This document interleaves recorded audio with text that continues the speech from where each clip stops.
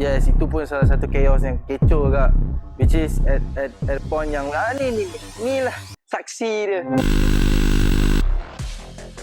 Aku baling baju dalam sungai tapi jangan risau aku kutip balik. Tujuan utama aku adalah untuk to counter back fake item lah. Yang orang tengok pasal kita baling barang tu daripada dalam sungai, awareness tu tak sampai lah. Aku question on how people view things. Tapi selepas tu, in everything that I do, aku nak buat sesuatu tu, dia jadi lebih critical thinking lah.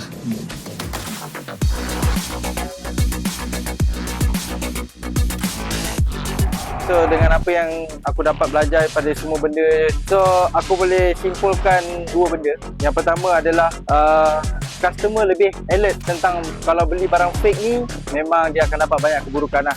Contohnya dari segi material, printing yang memang teruk gila, harga barang yang murah tapi kau nak kualiti yang baik, memang susah ha. Macam mana kau nak dapat benda tu? On the second side of it is, aku rasa kita patut make a reproduction untuk this product, khas untuk kepada kipas susah mati yang belum dapat lagi. So let's make this happen. Alright, stay tuned.